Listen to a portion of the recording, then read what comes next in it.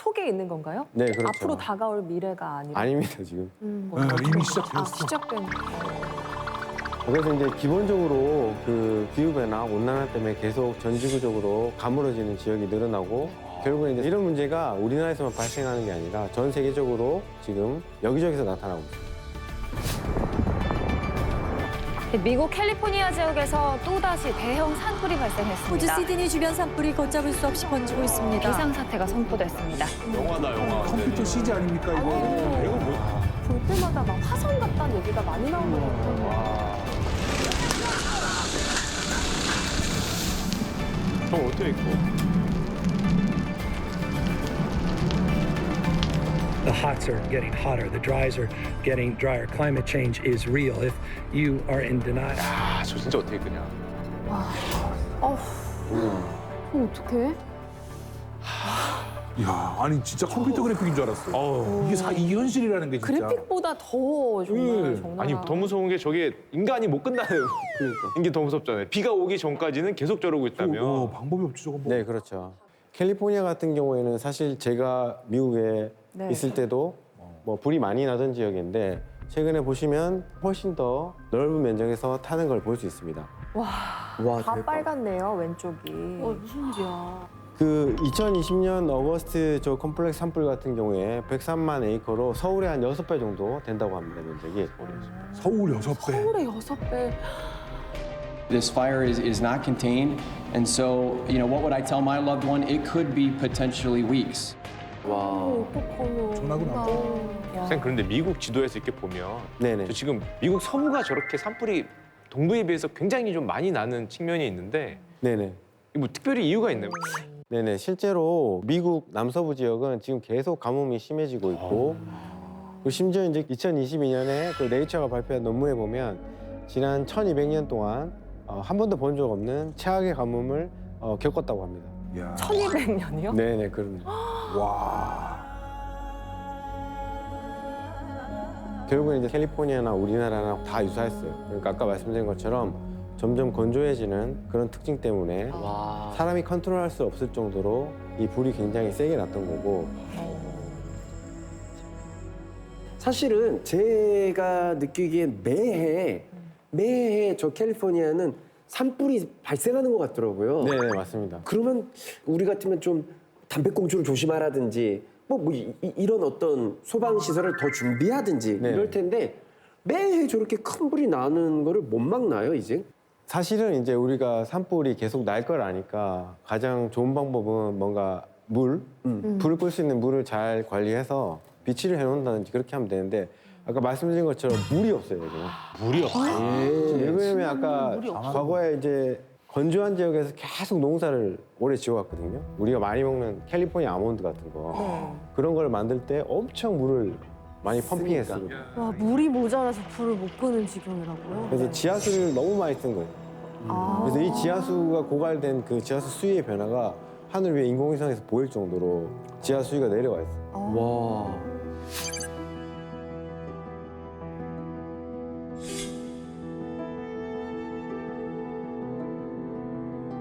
그러면 우리가 그렇게 맛있게 먹었던 수분 오렌지. 가득한 오렌지. 네. 이제 이런 것들을 맞습니다. 만나볼 수 없게 됐나요? 인간이 미안해.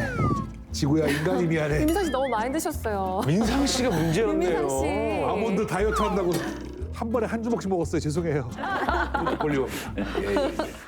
이렇게 저희 지금 캘리포니아 산불 말씀하셨는데 호주도 정말 심각하지 않았습니까? 네, 호주도 굉장히 심각했죠. 이제 호주에 산불이 났을 때 저기 우주에서 보일 정도로 불이 연기가 퍼져 나오고 호주에서 난 산불의 연기가 뭐 미국, 유럽 이런 데까지 포착이 될 정도로 굉장히 불이 크게 났던 거죠. 몇 개월이었죠, 그게? 깨월 막 하고. 그때 아마 2019년 9월부터 다음에 9월에서 2월인가까지 한 것 같아. 불이 났을 거예요. 아이고, 반년을 거의. 산불이. 그렇지. 네, 그래서 이제 저희가 한번 분석을 해봤는데 왜 이렇게 불이 날 수밖에 없었는지 호주의 날씨가 그 인도양의 영향을 받아요. 근데 인도양의 해수면 온도가 예년과는 다른 또 특별한 패턴을 보이고 있었어요. 인도양 지금 저기 있는 바다 네네, 맞습니다. 가운데 부분이죠. 네네네. 이때 보인 패턴이 아프리카 쪽은 해수면이 상대적으로 더 온도가 올라가고 네. 호주와 가까운 지역에서는 해수면 온도가 예년보다는 조금 낮은 이런 반대 패턴을 보이고 있어요. 네, 그래서 기상이변인 쌍극자 현상이 이제 나타나는데요. 이제 이런 쌍극자 현상이 일어나서 온도차가 심해지면 어떤 일이 일어나느냐? 이제 해수면 온도가 올라가는 쪽에서는 물이 뜨거워지면 물이 증발하게 되죠. 그래서 수증기가 많기 때문에 비구름이 잘 생성돼요. 그러면 강우량이 늘어나고 해수면 온도가 낮아지는 쪽에서는 반대로 강우량이 줄어드는 가뭄과 같은 현상이 발생하게 됩니다. 그래서 그 영향으로 인해서 아프리카 이제 동부 국가들은 비가 너무 많이 와서 홍수 같은 것이 나타나고 호주 지역에서는 이제 가물어지기 시작한 거죠. 강수량이 줄어들기 때문에. 그래서 이런 쌍극자 현상의 영향으로 인해서 호주에도 더 강한 산불이 날 수 있었던 것이죠. 가물어서. 근데 문제는 뭐냐면 기후변화 때문에 지구 온난화가 심해지고 있고 쌍극자 현상이 더 자주 강하게 나타나고 있는 걸로 보이고 있습니다. 이렇게 되면 나중에 아프리카 쪽에 비가 더 많이 올 거 아니에요? 네네. 그러면 나중에 되면 이제 아프리카 우리가 알고 있는 것처럼 막 사막이랑 이런 게 많은 게 아니라 오히려 비옥해지고 농사 좋아지는 지을 거 수 아니에요? 있고. 아프리카 어머, 자체는? 좀 괜찮아지는 거 아닙니까? 네네.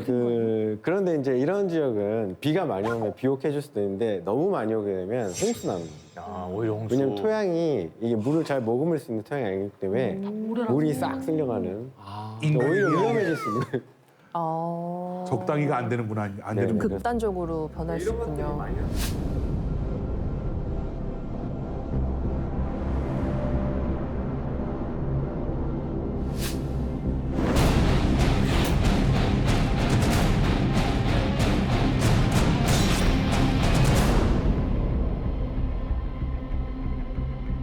지금까지 얘기한 건 이제 대형 산불이 실제로 제가 기후변화라고 했잖아요. 이거를 기후변화라고 받아들여야 된다. 근데 기후변화의 결과라고 봤을 때 사실 산불은 기후변화의 결과면서 또 원인이 돼요.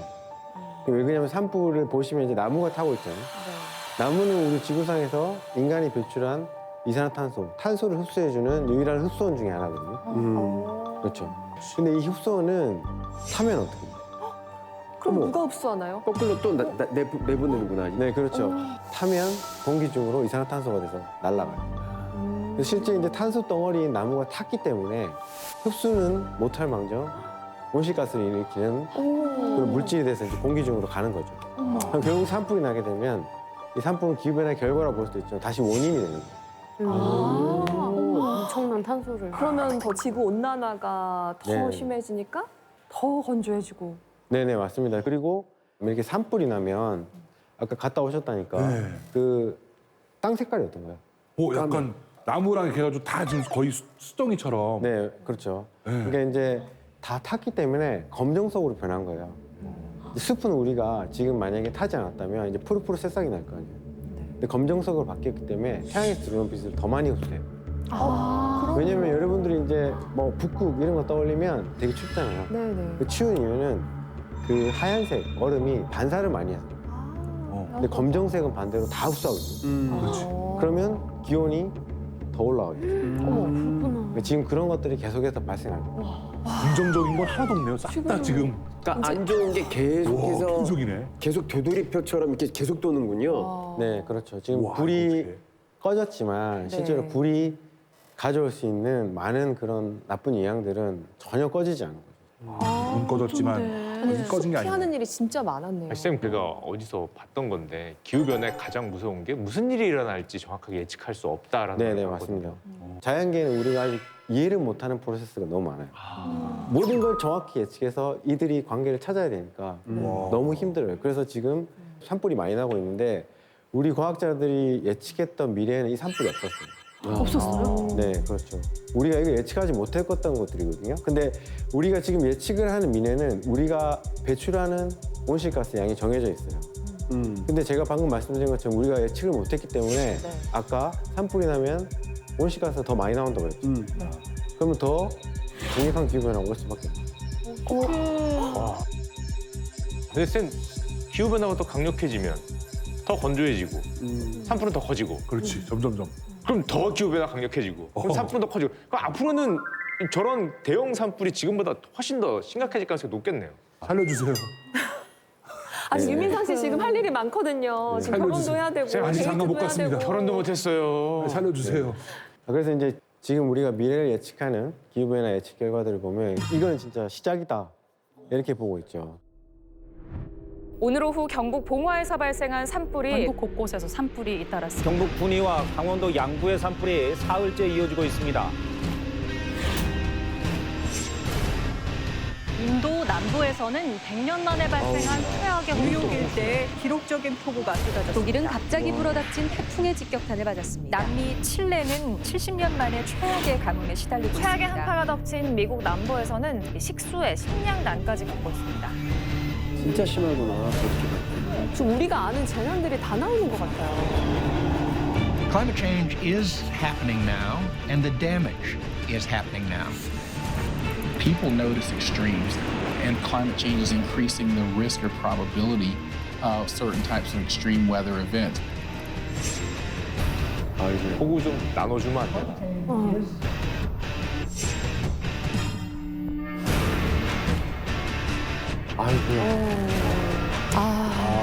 기후 변화가 아니라 재난이다. 지구멸망 영화 예고편인 줄 알았습니다. 그러게요. 너무 무섭네 이거. 진짜. 그래도 그동안 정말 손색이 없어. 지구를 사랑해주신 여러분 감사합니다. 뭐 이러면서 끝나는 끝까지 지구를 사랑해주신 여러분.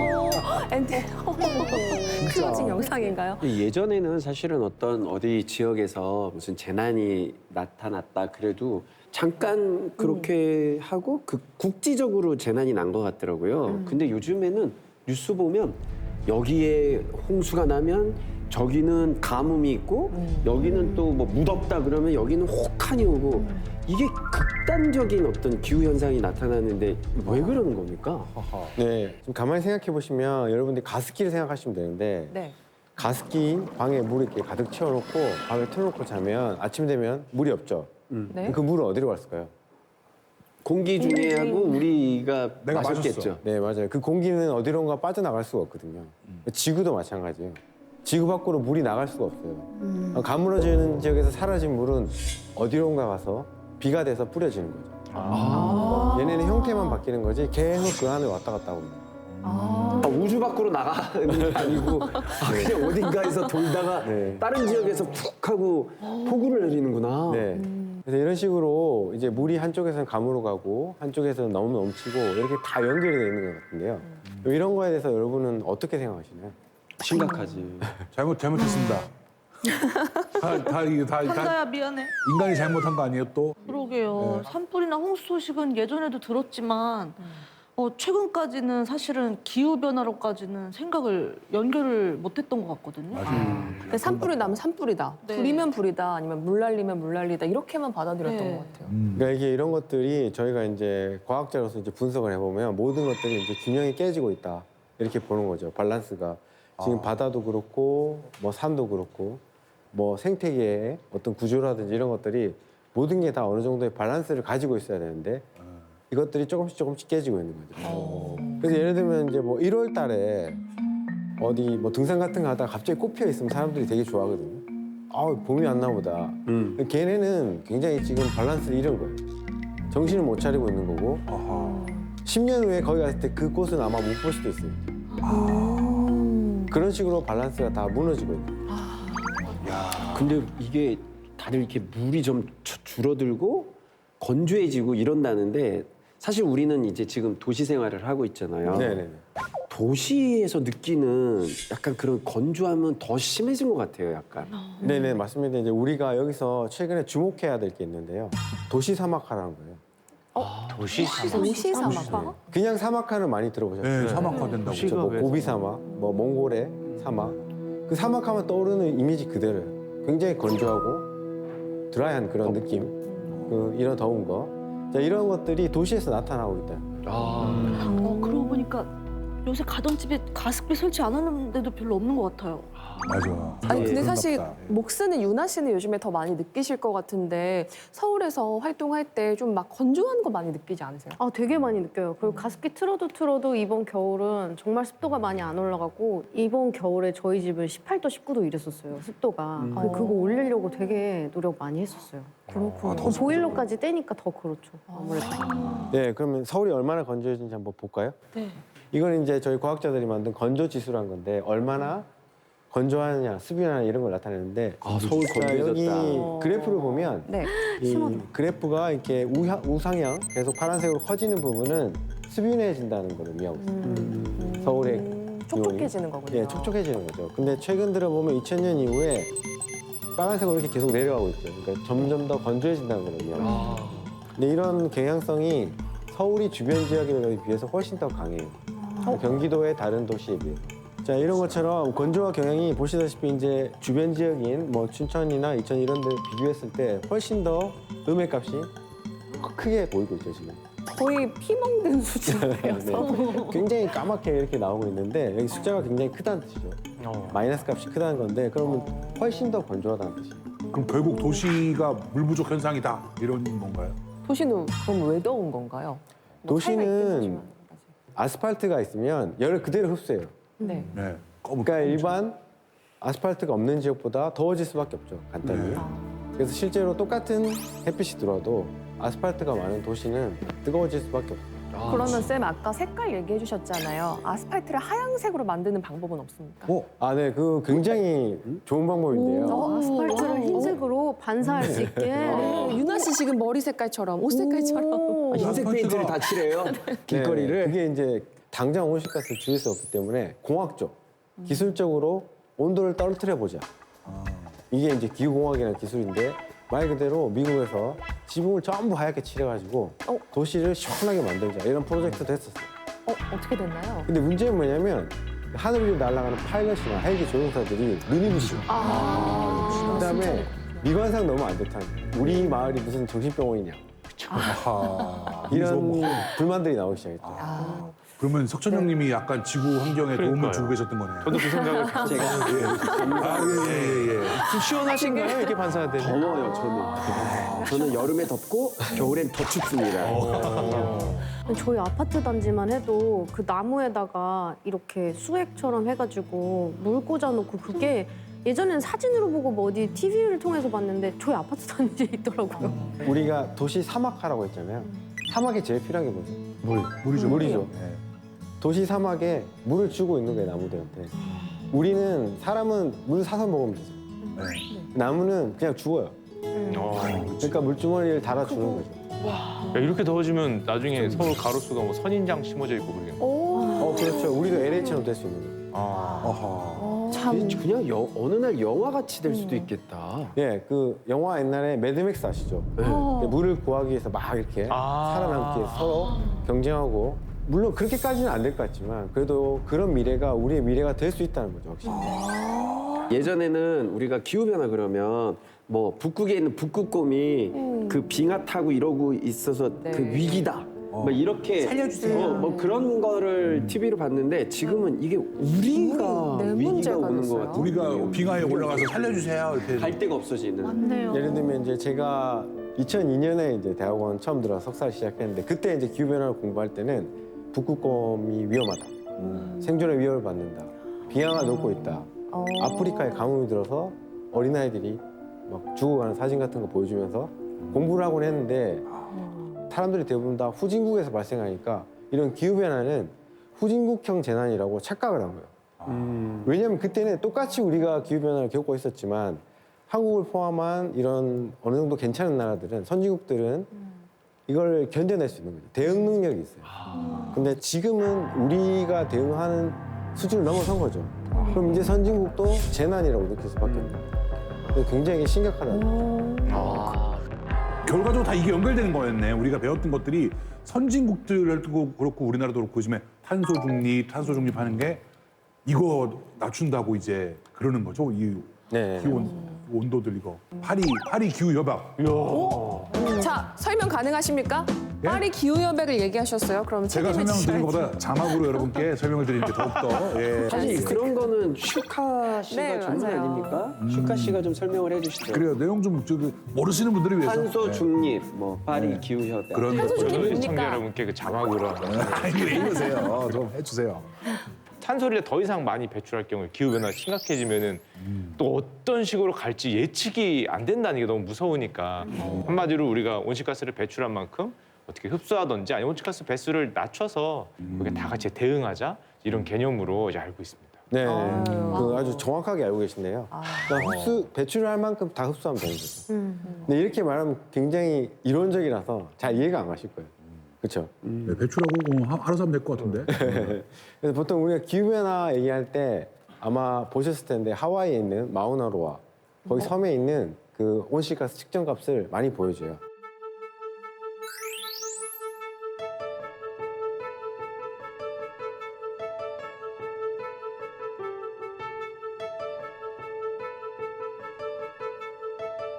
거기 혹시 마카다미아 나오는 곳 아닙니까? 땅콩으로 유명한 곳이잖아요. 거긴가? 기후학자 모시면 또 아카데미아 그 땅콩 얘기라고 보는 걸 좋아하는.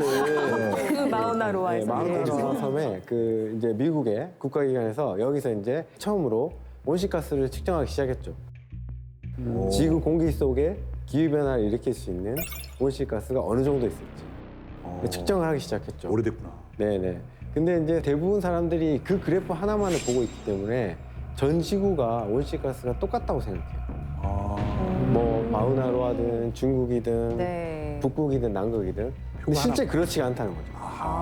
네. 전 지구 많은 곳에서 이산화탄소를 배출하고 있기 때문에 곳곳마다 다 이산화탄소의 값이 틀리고 이런 것들이 이제 위성에서 보면은 굉장히 다양하게 이렇게 나타나고 있는 거예요. 실제로 예를 들면 2022년 3월 30일 얼마 전이죠. 하와이 마우나로아에 측정한 값이 412ppm이에요. 근데 저희가 살고 있는 서울을 보면 지금 어떻죠?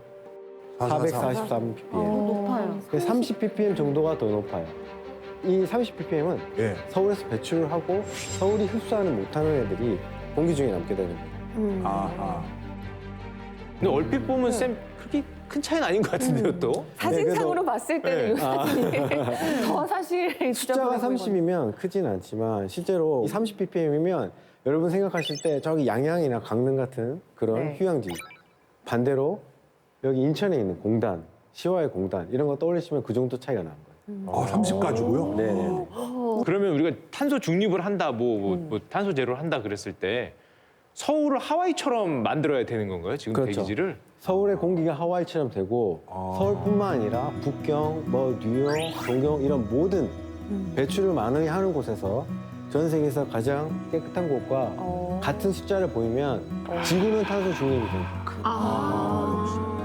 차이가 없어지면. 그렇죠. 그럼 마우나로아에 가면 여기에서 막 저 앞에 있는 2km 앞에 것도 다 보이고 그러나요? 시야가 탁 트여서? 그 시야는 상관없어요. 이게 이산화탄소의 가장 큰 문제점이 뭐냐면 우리가 눈에 안 보이는 거거든요. 그게 제일 미세먼지하고 문제고 다르네. 정확히 보신 거예요. 미세먼지는 우리가 눈에 보이니까 자꾸 해결하려고 해요. 근데 이산화탄소는 안 보여요? 안 보입니다. 그럴 수가. 그게 제일 큰 문제예요. 실제로 이산화탄소가 눈에 보이지 않기 때문에 어떤 일이 벌어지는지 우리가 알 수가 없는 거예요. 이산화탄소가 색깔이 있었어야 되는데. 근데 문제는 뭐냐면 탄소는 안 보이는 것도 문제인데 지금 한 번 배출하면 적어도 한 200년은 살아요. 200년이요? 네. 공기 속에 200년까지 머무를 수 있어요. 반영구네. 엄청 오래 가네. 그렇죠. 와. 그래서 오늘 우리가 만약에 탄소 제로, 네. 서울에 오늘부터 이산화탄소를 하나도 배출을 안 하더라도 어제 나온 이산화탄소가 199년, 364일 앞으로 존재하는 거죠, 공기 속에. 그럼 이 친구들이 계속 온실효과를 일으킬 수밖에 없는 거예요. 그러니까 농도는 쉽게 떨어지지 않아요. 당장 그래서 빨리 탄소 중립 얘기 나오는 이유가 그거죠. 더 올라가면 안 되니까.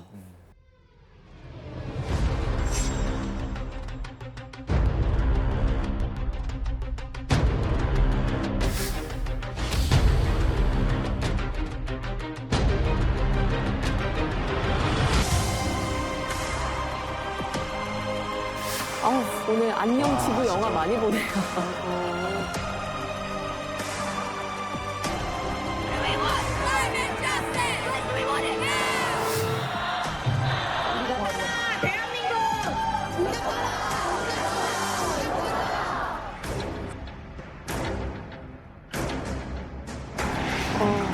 감당 가능하냐? 불가능? 안 되죠. 너무 어떻게? 아니 근데 어떡해. 서울을 하와이 대기질처럼 만들 정도까지 줄여야 된다고 하니까 정말 감당 가능할지. 그러니까 이제 기후 변화를 일으키는 요인이 꼭 온실가스만 있는 건 아니에요. 근데 이제 가장 중요한 게 온실가스고 그 중에 가장 많은 부분을 차지하는 게 방금 봤던 이산화탄소죠. 탄소. 이산화탄소는 이제 우리가 뭐 화석연료를 사용한다든지 공장에서 물건을 만든다든지 할 때 굉장히 많이 배출을 하는 상황이고, 그다음에 또 하나 중요한 가스는 메탄이에요. 메탄. 메탄? 이 메탄은 이산화탄소보다 온실 효과, 그러니까 공기를 데우는 효과가 80배 이상 크기 때문에 우리가 강력한 온실가스라고 생각하고 있고, 사실은 여러분들이 이제 온난화하면 많이 듣는 것 중에 하나가 북극이 네. 얼음들이 막 녹고 땅이 녹는다, 그런 얘기 들어보셨어요? 시베리아에 네. 뭐 워러월드. 그런 곳에도 정말- 영구 동토층이라는 곳이 있는데, 영구 동토층은 1년, 2년 동안 계속 땅이 얼어 있어야 돼요. 그렇죠. 땅이 얼어 있어야 동토층, 영구적으로 동토층인데, 무서운 거는 그 아래에 굉장히 많은 메탄이 묻혀 있어요. 거기는 어쩌다 메탄이 들어가게 됐나요?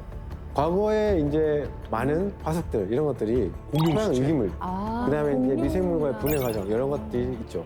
실제로 메탄 말고도 이산화탄소 이런 것들이 많이 묻혀 있어요. 그러니까 이산화탄소, 메탄이 다 많이 묻혀 있는 곳이고, 그래서 사실 우리가 기후 변화의 시한폭탄이라고 보고 있죠. 거기 터지면 메탄, 이산화탄소 다 많이 나오니까 굉장히 위험하다고 보고 있어요. 메탄이 그거 맞지 않습니까? 우리 그때 배웠던 거 아닌가요? 소가풍 해가지고. 네, 맞습니다. 소가 가스 배출. 그럴 때에도 나오고. 난 가끔 방귀도 참아. 메탄가스 나올까봐. 메탄가스 나올까. 탄소 제로를 위해서요? 탄소 제로를 위해서. 이게 나란 일이지. 지구를 위해서. 생명체가 내뿜는 뭔가 트림이나 방귀 같은 가스들이 실제로 영향을 많이 미치나요? 그렇게 뭐 하진 않아요. 그 정도까지. 그럼 이제 안심하고 네, 안 참으셔도 될 것 같습니다. 안 참겠습니다. 근데 실제로 이게 우리가 지금 탄소 중립을 얘기하고 당장 탄소 배출을 줄이자고 하는데, 진짜 무서운 이유가 있어 사실은. 네. 그게 어떤 걸 것 같아요? 또 무서운 일 따로 이유요? 있다고 있어요? 네. 이거 안 줄이면 어떻게 뭔가 되는 건가요? 지금 탄소를 우리가 영으로 만들어도 온도는 계속 올라갈 수밖에 없어요. 네? 영어로 예를 만들어도요? 네? 네네네. 예를 들면 지금 바다. 바다는 천천히 데워지고 천천히 식어요. 그렇죠. 그렇기 때문에 우리가 탄소 배출 제로, 탄소 중립을 만들어도 데워진 바다가 열을 뿜을 거예요, 어느 정도. 좀 있으면 온 바다가 다 온천 되는 거예요. 그럼 탄소 중립 왜 합니까? 어차피 뜨거워질 거면. 어차피 늦었는데. 우리 왜 노력을 해야 돼? 왜? 다 같이 막장으로 달려갑시다. 아니 정말 지금까지 저희 지금 뭔가 저희가 달라지면 우리가 달라지면 되는 거 그런 이야기 하셨던 거 아닌가요? 예를 들면 지금 우리가 예상하는 미래는 네. 현재 수준으로 가게 되면은 우리가 가장 위험하다고 생각하는 지금 지구의 평균 기온이 1.5도 올라가면 네. 굉장히 생태계나 사람에게 큰 영향이 올 것이다. 안 좋은 지구가 될 것이다라고 예측을 하고 있거든요. 1.5도. 네. 근데 지금 이미 1.1도까지 왔거든요. 그럼 0.4도밖에 안 남았잖아요. 그럼 그게 우리가 예측하기로 2035년 이쯤으로 보고 있어요. 그럼 지금 얼마 남은 거죠, 시간이? 2035년이라고요? 네네. 아이고, 큰일 났네. 13년. 13년 남았네? 14년 남았죠. 그러니까 안 되는 거예요. 그러니까 시간이 더 필요한 거예요, 우리한테. 항상 더 미뤄야 되는 거예요. 아, 늦춰내려고? 네. 아 그때 기술이 더 발전할 때까지. 그렇죠. 탄소를 줄여서 뭔가 우리가 대응할 수 있는 기술, 그거야. 온도를 낮출 수 있는 기술, 이런 것들을 우리가 새로운 기후에 적응할 수 있는 시간이 필요하죠, 우리한테는. 지금은 너무 시간이 촉박해요. 그 1.5도라는 계산에 지금 벌어지고 있는 이 산불들 반영이 돼 있는 건가요? 지금 아주 정확하게 지적하셨어요. 그게 반영이 안 됐어요. 그렇기 때문에 실제로 우리가 13년이 아니라 5년이 될 수도 있는 거예요. 더 빨라질 수도 있는 거래요. 아니 뭐 항상 뭐 우리 지금 이 환경을 후손에게 다음 세대들에게 물려줘야 된다 그런 얘기만 많이 해왔지 우리한테 당장 목전에 닥친 이런 문제인 줄을 몰랐는데 네네. 그러면 빨리 탄소 배출보다 빨리 줄여야 되잖아요. 어떻게 해야 네네. 되는 거예요 이거? 트림 말고요. 트림 참는 거 말고. 이미 미국이나 유럽은 온실가스를 이제 저감하기 위한 많은 노력을 해서 실제 국가의 배출량을 줄여 나가고 있어요. 지금 유럽에서는 이제 탄소 국경세라는 거를 꺼내 들었어요. 미국도 그거에 참여하려고 하고 있고, 탄소 국경세가 뭐냐면 유럽은 강력한 탄소 저감 조치를 해서 유럽 내에 있는 기업들은 탄소 저감을 해야 되니까 비용이 많이 들어요. 물건값이 비싸지죠. 근데 탄소를 많이 배출하는, 예를 들면 우리 이웃나라 같은 데서 딴 물건들이 들어오기 시작하면 사람들은 이 물건을 사려고 할 거예요. 그러니까 여기에 더 강력한 세금을 매기겠다는 거예요. 그럼 이쪽도 줄일 수밖에 없어요. Nothing we have presented today is going to be easy. It's going to be bloody hard. I know that. But it's also something we need to do. It's our responsibility. 근데 이런 메커니즘이 그런 국제사회에서 작동을 하려고 하고 있는 것이죠. 실제로 좀 효과가 있을까요?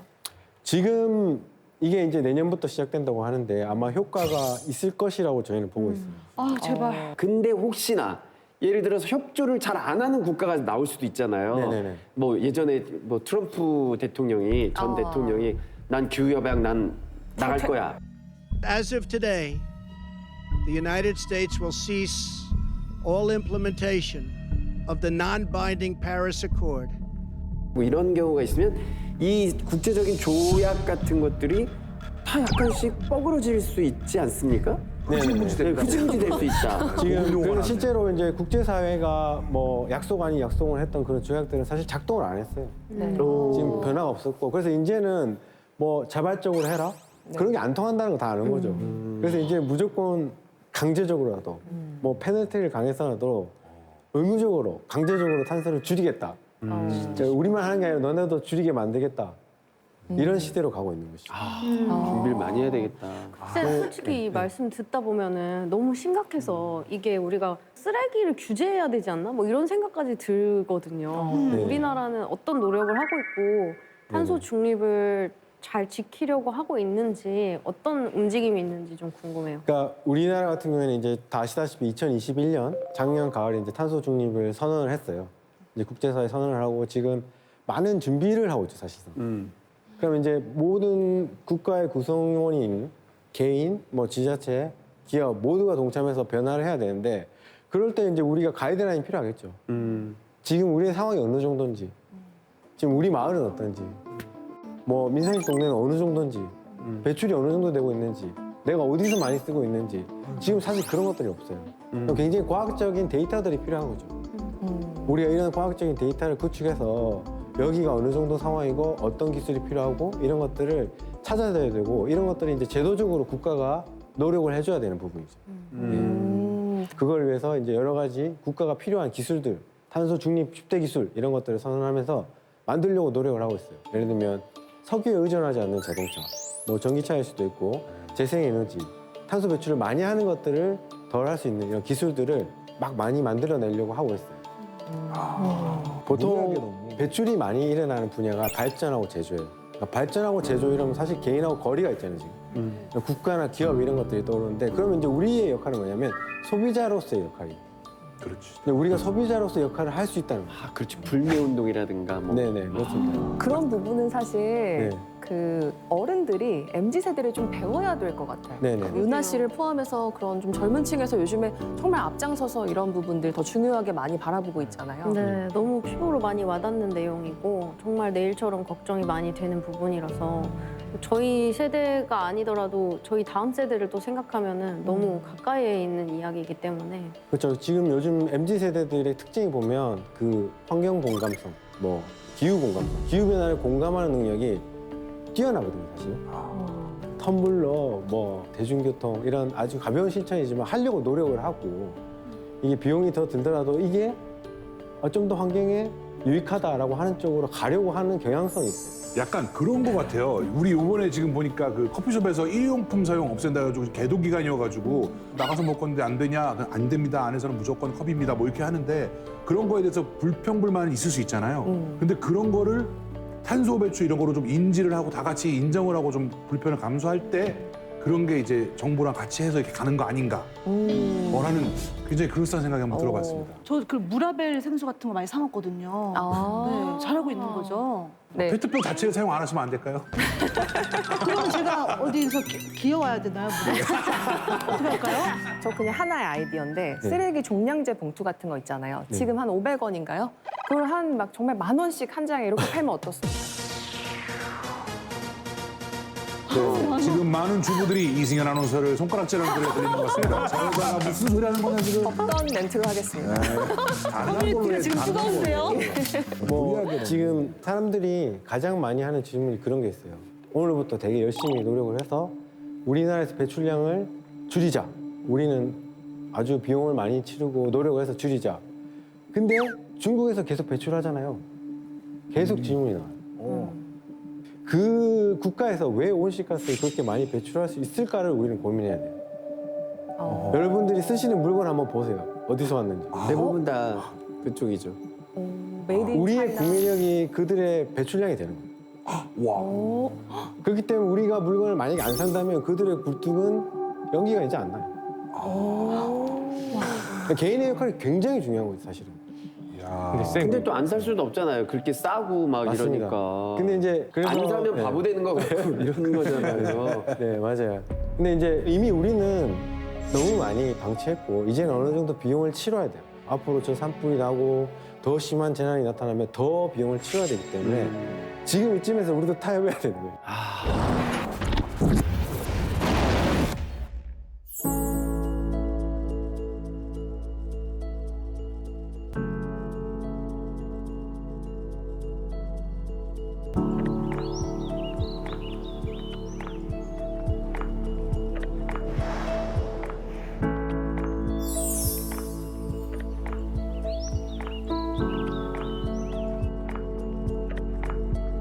이게 또 오늘 결론적으로 이제 다시 산불로 돌아왔는데 네. 이제 여름이 되면 아까 말씀하신 것처럼 또 홍수 나고 태풍 오고. 태풍 오고 폭우 또 엄청나게 하고 그러는 건 아닐까? 벌써부터 종합적으로 걱정이 되는데요. 그럴 수 있죠. 그럴 수 있고 지금 가장 쉽게 생각해 보면 그냥 이렇게 생각하시면 될 것 같아요. 아마 그 내가 살면서 작년 여름이 제일 시원했다. 이렇게 생각하시면 될 거예요. 앞으로는 지나간 과거. 작년 여름이 가장 시원했다. 네. 마치 그 오늘이 내 생애 가장 젊은 날이다 이런 거네요. 네, 그렇죠. 이야. 세상에. 다 와닿네요. 물론 이렇게 되면 안 되겠지만 지금 우리가 데이터상에서 보여주고 있는 미래 예측 결과들을 보면 그 말이 딱 맞는 거예요. 이야 이거. 네. 그러니까 중요한 건 이거를 잠깐이 아니라 좀 오래 기억을 잘해야 될 것 같아요. 그런 것 같아요. 예를 들면 아까 말씀드린 것처럼 제가 처음 기후변화 공부했던 2000년대 초에 네. 대부분 그런 얘기를 했어요. 우리 미래 세대, 후손을 위해서.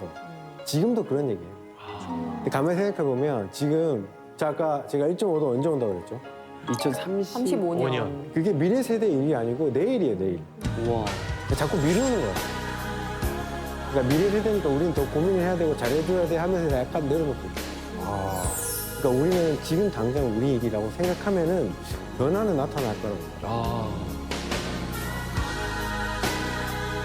제 세대 안에서 결단이 날 거라고 보기 때문에 최선을 다하는 것이 우리의 몫이 아닌가. 더 적극적으로 반드시 바꿔내야 됩니다.